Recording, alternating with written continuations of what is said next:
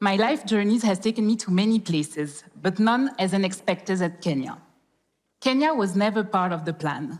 I hadn't lived in Africa since 1997. I was born in Zaire, actually, now known as the Republic Democratic of Congo. And in 1997, after years of political crisis, the regime of the president at the time, Mobutu Sese Seko, was overthrown. This forced us to leave Congo unexpectedly. My family and I fled, thinking we would return, but we never did. Life had other plans. A couple of years later, for reasons best known to my parents, we had to move again, this time to France.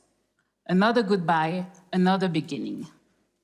I arrived in France at 13 years old, and everything was new and foreign. I started school and was the only Black girl in a very white environment. A Black girl in the middle of whiteness. Luckily, I was good at school, and thanks to my grade, I fit in. Math and chemistry do not know skin color. Paris eventually became my home, a place I learned to love. The food, the people, the hectic rhythm of life. I came in Paris as a child and left as an adult. It's also where I got my accent from, in case you hadn't noticed. At university, I thrived and landed the dream internship at L'Oréal. It was really a dream come true. But it was not easy. High intensity, a lot of energy. I would arrive early in the morning and leave late at night and gave it my all. I lived and breathed L'Oréal. My non-L'Oréal friends at that time just wouldn't like me because that's all I could talk about, and hoping that at the end of the 6 months internship, I would land a job. Unfortunately, at the end of the 6 months, there was no job for me. I was heartbroken. Why not me? Was I not good enough? Didn't they see the potential in me?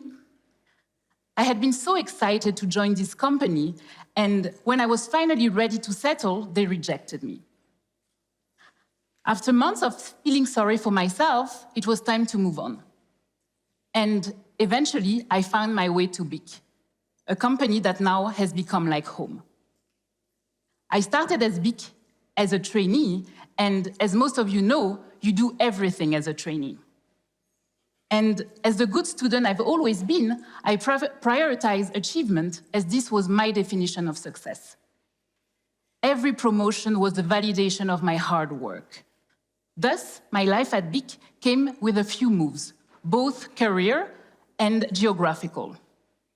Life had given me enough practice, so when I had to move for work, I really didn't give it much thought. All my journeys will lead me home. I came across this sentence on a random post, and it stayed with me for years. Since leaving Congo, I always wondered where home was. For me, home was not just a physical place, but a feeling. Home is entering in my mom's kitchen and looking through the hundreds of cooking books she owns and ending up baking the same tarte fine aux pommes. It's an apple pie, but way tastier, my favorite. Home is also the four of us, Papa, Maman, my brother Sana, and myself, all in the living room. Papa is playing a James Brown record, Maman is dancing to the beat, while my brother and I are just laughing and chatting on the sofa. And finally, for me, home is all the connection I've made throughout my journey. The connection with the food, the people, but also the connection with myself that brings that feeling of belonging. That sentence, all my journeys will lead me home, stayed with me for years until it became a part of me. On a girls' trip, I convinced my girlfriend to stop at a tattoo parlor, and I got it here. And since then, it's been a reminder that wherever life takes me, I'll eventually find my way home. In 2019, an opportunity arose. BIC gave me the chance to move to Kenya. So bags packed, I landed in Nairobi, ready for an adventure. And then COVID hit. This was such a challenging time for me, both personally and professionally. Imagine being a foreigner during a global pandemic. While everybody was keeping to their family and close friends, I was alone. I didn't leave my apartment for 3 months. Although I had a roof over my head, I was not at home. Then work-wise, remember, I work for BIC. We are mostly known for our pens, right? So imagine trying to sell pens when all the schools were closed. An impossible task. But it's also during the pandemic that I met him, at a time when dating came with a curfew. He was my neighbor. He was very funny and grounded at the same time. He's the most generous person I know, and I loved his Afrobeat playlist. So our most exciting dates involved finding creative ways to beat curfew while still staying safe. It was very exciting, but I know it couldn't last. I was in Kenya for a 4-year assignment. I'm Congolese, raised Catholic from a French family. He's Kenyan, of Indian descent, raised Muslim in a Gujarati family. Yeah, I know. And on top of that, I'm a very structured person, a bit reserved. So coming out tonight is me stepping out of my comfort zone. And I call myself realistic. He would tell you I'm a pessimistic. And on the other side, he's this bubbly, spontaneous, eternal optimist. So on paper, him and I just couldn't work. But he became the person that understands me best. He became my person. Love doesn't follow logic. So I fell in love with him, and I fell in love with Kenya. But as you can imagine, not everybody was rooting for our relationship. And surprisingly, it was not my mom, whom I shared the best relationship with, nor my girlfriends, but my dad that gave me the best advice. He reminded me that our relationship was ours alone and that I should trust the bond and the value we share. So it's really my dad that gave me the strength to fight for this relationship. And with him, we came up with a sentence: when things don't go our way, we lift each other up by saying, it's us, you and me against the world. So the 4 years went by quickly, and then came the end of my assignment. And I was at a crossroad. BIC was giving me another assignment in Ivory Coast, and as the overachiever I've always been, I just couldn't say no to such an incredible opportunity. Not even for love. So I packed my bags, moved across the continent to Abidjan. Before, it was easy to end relationship and start fresh one. But with him, it was different. So we decided to give long distance a shot. Despite the 3 hours time difference, 6 hours flight, we would call each other every day and visit every 6 weeks.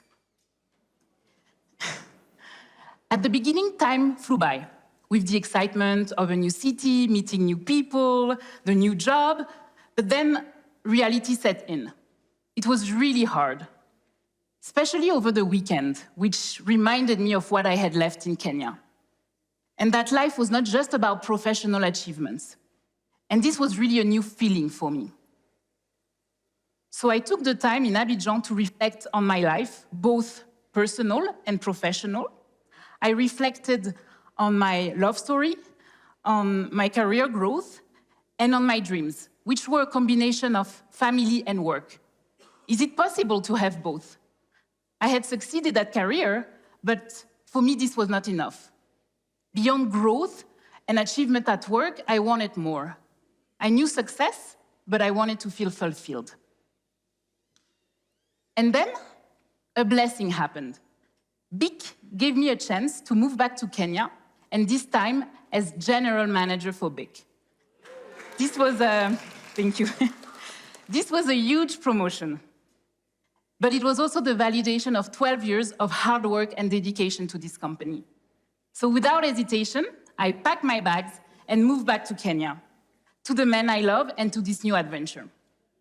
But don't get me wrong, this was no fairy tale. Last year was one of the most challenging years of my life. I took on a job that stretched me at the time when the Kenyan market was struggling, and my team and I still had targets to meet, regardless of the economic situation.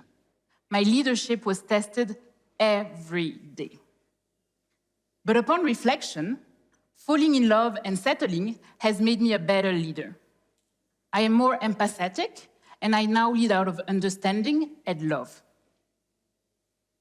I also feel grounded and truer to myself than I have ever been. I now manage to balance my work and life. I used to work long hours at the office, then at home, a lot of social evenings and unhealthy habits. But meeting him shifted that mindset. He's a physiotherapist working with athletes, so he has a very healthy lifestyle. It's all about his protein intakes. So he helped me prioritize my well-being. And I became that person, waking up at 6, 3 times a week just to train. A transformation I would have never imagined for myself. I'm learning to separate work and self. Yes, I continue to build for the company I work for, and I still love my job, but I'm also building for myself. Remember the 3 reasons why it couldn't work with him? Well, we found 30 more reasons why it could. And despite all the challenges, we got married last year.